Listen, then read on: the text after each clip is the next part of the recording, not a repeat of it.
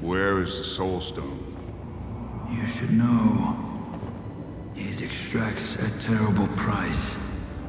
How is it you know this place so well? A lifetime ago, I too sought the stones. I even held one in my hand. But it cast me out, banished me here, guiding others to a treasure I cannot possess.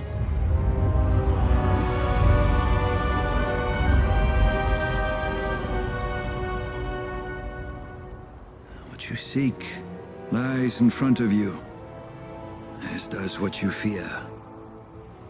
What's this? The price. Saul holds a special place among the Infinity Stones.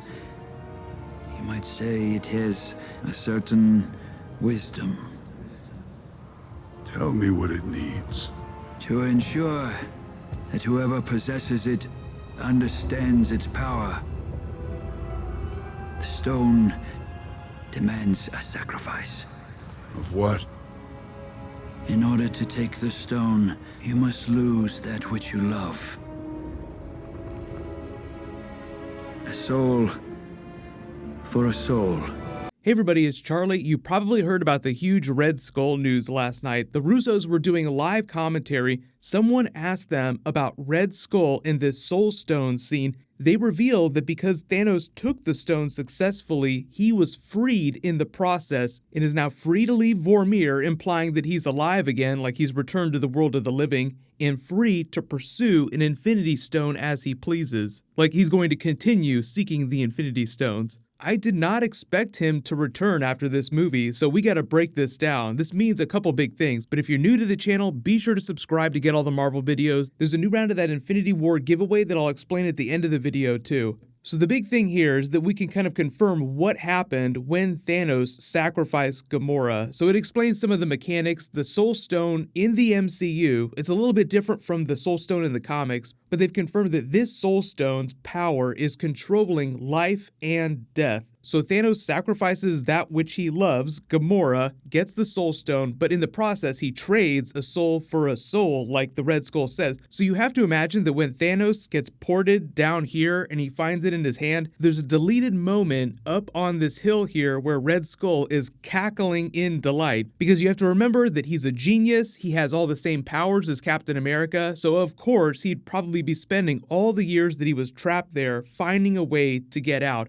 Meaning he needed someone to release him by sacrificing someone else. So the Russos are saying that Red Skull is coming back. There are 3 easy ways that I think you can do that, including a really big but really short oh crap moment during Avengers 4. But also, this whole big Red Skull twist also is a good way of explaining how they can bring Gamora back, because we know she's coming back for Guardians 3, meaning that in Avengers 4, regardless of alternate universes, second Infinity Gauntlet, however the Avengers fix the universe, you still need to get this Gamora out of this Soul Stone, and in order to do that, you have to trade a soul for a soul.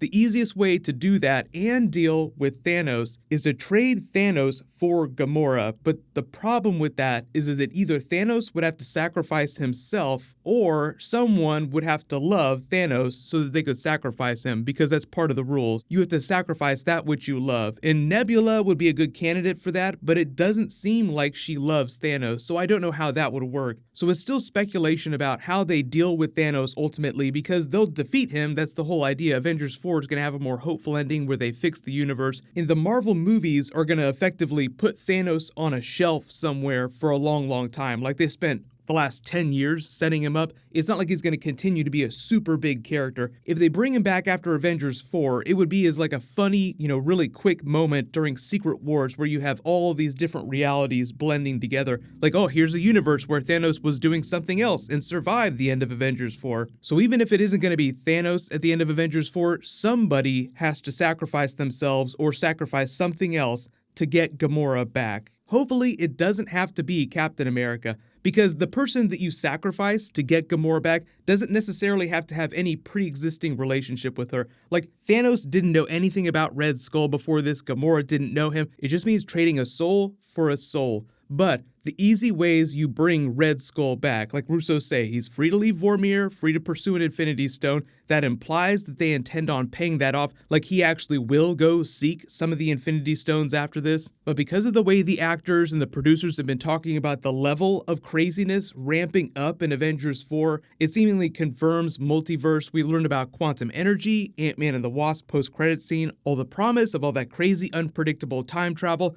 The easiest and most rewarding way, I think, to bring the Red Skull back is if there's a moment during Avengers 4, just a really quick scene, where they're cycling through other realities, just trying to see and get clues about how to fix things in their own reality, and they find a darkest timeline where Red Skull really did assemble all 6 of the Infinity Stones. Just a really quick moment where Captain America is like, hell no, and they just cycle to the next reality. Because you have to imagine the runtime is going to be about the same as Infinity War, so it's not like they're going to travel between hundreds and hundreds of different realities. Second easiest way, if they don't want to do Darkest Timeline Infinity Gauntlet Red Skull, is that you finally have our Captain America kill him at some point to end his arc and be like, this is the end of the Red Skull. Or 3, if they want to leave him for another space-based movie, you could have him become a minor villain or an anti-hero during a Captain Marvel sequel, or Nova, or one of the other future space-based movies in Phase 4, Phase 5. But I think the idea is that he's done as a main character. So there's not going to be any huge Red Skull movie down the line. If or when he shows up again, it's going to be like a holy crap moment like this Soul Stone scene, but that's probably about it. If you remember, there was actually a plot in the comics where the Avengers fired Ultron into deep space as a way to deal with him. He ended up surviving and taking over a mechanical race called the Phalanx and turning them into his own private space army to attack the Kree with. He became a plot point during Annihilation Conquest, so it was like him showing up many comic book arcs later like, surprise, bitches, you thought I was dead, but I'm alive.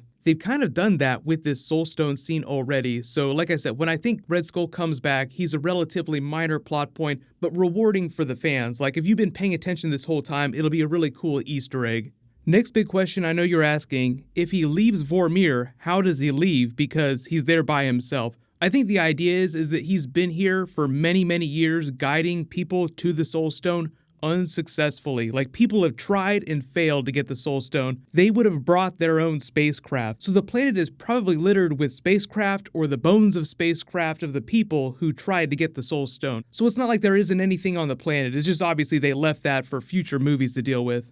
So let me know in the comments, Red Skull comes back in a future movie. How do you want them to bring him back? There's a new round of the Infinity War Blu-ray giveaway. All you have to do to enter that is be a subscriber and leave a comment on the video. There'll be a whole bunch more stuff like this Red Skull reveal on that commentary track. So in a couple weeks when that drops, I'll do some new videos about that too. But leave all your requests in the comments below. Some of you have been requesting a Cloak and Dagger video, so I will do Cloak and Dagger finale in Season 2 later tonight. While you wait for everything, click here for all those other Infinity War deleted scenes, and click here to rewatch that Venom trailer. Thank you so much for watching. Everybody stay awesome. I'll see you guys tonight.